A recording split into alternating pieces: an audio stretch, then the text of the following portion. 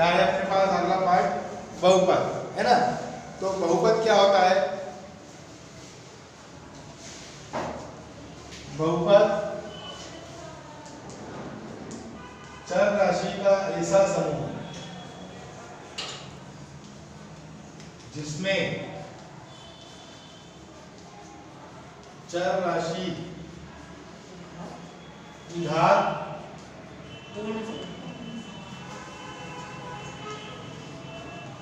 पूर्ण संख्या हो, है ना। तो बहुपद क्या कहलाता है? चर राशियों का ऐसा समूह, यानी चर राशि में समूह मान लो x, y, z कुछ भी हो सकता है, ठीक है ना। इसमें क्या होना चाहिए? चर राशि की घात। तो घात कितनी हो? पूर्ण संख्या। पूर्ण संख्या क्या क्या होती है? 0, 1, 2, 3, 4, 5, 6, 7, 8, 9 अनंत, यानी इनकी घात कैसी हो? 1 हो सकती है, 2 हो सकती है, 3 हो सकती है, कोई सी भी पूर्ण संख्या है ना। कोई हमारे पास है x² + 2x + 3 है। यहाँ पे आप देख रहे हैं x की घात कितनी है? 2। यहाँ पे x की घात कितनी है? कुछ नहीं है 2, जहाँ कुछ नहीं होती है वहाँ 1। तो x की घात कितनी है? 1 और 2, तो 1 और 2 पूर्ण संख्या है। तो जब भी चर राशि की घात कितनी होगी? पूर्ण संख्या। और पूर्ण संख्या हम लोग पिछले पार्ट में पढ़ चुके हैं कि 0, 1, 2, 3, 4, 5, 6, 7, 8, 9, 10 ये सारी क्या होती है? पूर्ण संख्या है ना। तो इस तरीके से हमारे पास कोई कुछ ऐसे सवाल आ सकते हैं जिस पे पहचान करनी होगी कि वो बहुपद है या नहीं। तो पहले वो कंफर्म कर लेते हैं हम लोग, बहुपद है या नहीं कैसे हम पता करेंगे। मान लो हमारे पास कुछ 3-4 प्रकार के लिखे हुए हैं।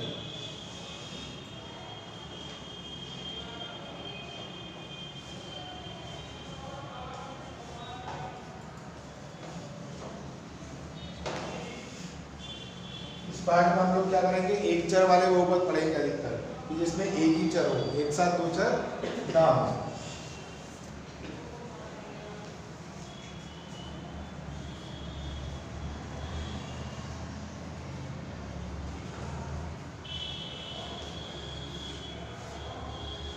हमारे पास क्या हुआ है कि 3-4 प्रकार के लिखे हुए बहुपद। अब हमको इसमें कंफर्म करना है कि ये बहुपद है या नहीं है।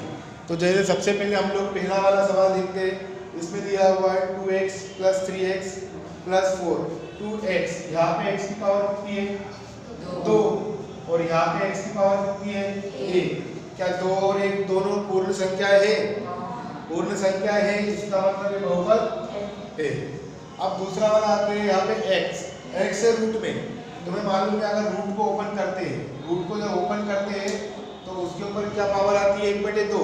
क्या 1/2 पूर्ण संख्या है? जब हम लिखते हैं पूर्ण संख्या है 0, 1, 2, 3, 4, 5, 6, तो 1/2 पूर्ण संख्या है क्या? नहीं है। 1/2 पूर्ण संख्या नहीं है, क्योंकि हमारे पास उन संख्याओं में आती है क्या? नहीं आती है। तो ये जब पूर्ण संख्या नहीं होगी तो बहुपद नहीं होगा। ऐसी तीसरा वाला हमने देखा y की 2 है, इस y की 1 है और दूसरे वाले y की 1/2। तो ये दोनों तो पूर्ण संख्या है, लेकिन ये है क्या? नहीं है। अगर एक भी पूर्ण संख्या नहीं होगी तो ये भी बहुपद नहीं। अब ये वाला देखिए, कभी कभार क्या होता है कि अंश और हर दोनों में दिया होता है, तो हमें उसमें भी चेक करना आना चाहिए। हम लोग पहले अंश को चेक करते हैं। अंश में हमने देखा x की घात कितनी है? 2। हर में देखो x की घात कितनी है? फिर 2। तो 2, 3, 2, क्या ये तीनों पूर्ण संख्या है? है। इसका मतलब ये ही बहुपद होगा। तो सर्वप्रथम हमने क्या करी कि बहुपद है या नहीं, बहुपद की पहचान। अगला इसी में आता है बहुपद में बहुपद के प्रकार। बहुपद के प्रकारों को भी 2 भागों में बांटा गया है। पहला आता है पदों के आधार पर। पहला बहुपद क्या होता है? पदों के आधार पर। और दूसरा बहुपद होता है घातों के आधार पर, है ना। तो पदों के आधार पर पहला होता है एकपदी, दूसरा और त्रिपदी। ठीक, पदों के आधार पर 3 प्रकार के हो गए। दूसरा आता है घातों के आधार पर। पहला आता है रेखीय या रैखिक, एक ही बात है, रेखीय या रैखिक एक ही है। दूसरा द्विघात,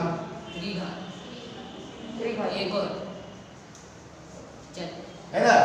तो मुख्य रूप से पदों के आधार पर 3 और घातों के आधार पर भी 3, तीनों के नाम। अब एक पदी, माना हमारे पास कोई बहुपद है x की पावर 3, x की पावर 3 कोई बहुपद है। अब ये कैसा है, अकेला है, सिंगल, तो सिंगल है तो इसको क्या पढ़ेंगे, एक पदी। लेकिन अगर इसी को हम घात के रूप में देखा जाए तो घात के रूप में कौन सा है वो, घात कितनी है इसकी, 3, तो घात के रूप में क्या आ जाएगा, बात समझ में आएगी नहीं आई कि वो एक पदी क्यों है, क्योंकि उसमें सिंगल एक पद है तो वो एक पदी हो गया। और त्रिघाती क्यों है, क्योंकि उसके ऊपर घात कितनी है, 3। अगर हमारे पास x² + x लिखा है, इसमें कितने पद है, 2 पद है। पहला ये प्लस या माइनस उसके पदों को तोड़ता है, प्लस माइनस के बाद वो दूसरा तीसरा चौथा जोड़ता है। यहाँ पे कितने पद दिख रहे हैं तुम्हें, 2, तो 2 पद है तो इसलिए इसको क्या कहेंगे, द्विपदी। लेकिन अगर इसी को घातों के आधार पर देखा जाए तो ये कौन सा घात वाला होगा, पक्का। अब तुम लोग कहोगे कि इसमें घात 1 भी तो है, तो द्विघाती क्यों, क्योंकि जब जो घात बड़ी होती है हम उसी को लेते हैं। किसको लेते हैं, जो सबसे बड़ी घात होती है केवल उसी को लेते हैं। तीसरा आता है त्रिपदी, y +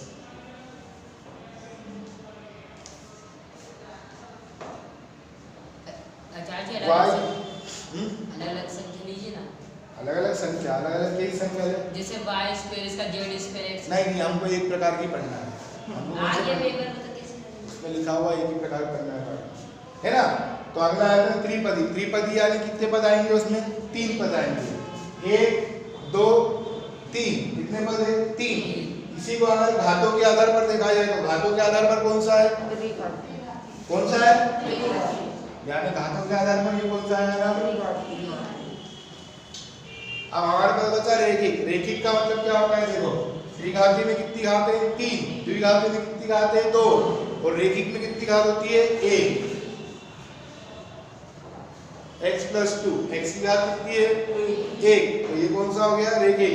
इसको अगर पदों के आधार पर देखा जाए तो द्विघात। तो हमको पदों के आधार पर इस पार्ट में नहीं पढ़ना है, हमको मुख्य रूप से किसके ऊपर पढ़ना है, घातों के आधार पर। तो जिसकी घात 1 होती है वो रेखिक, जिसकी घात 2 होती है द्विघात, और जिसकी घात 3 होती है वो क्या कहलाता है, त्रिघाती बहुपद। इस प्रकार से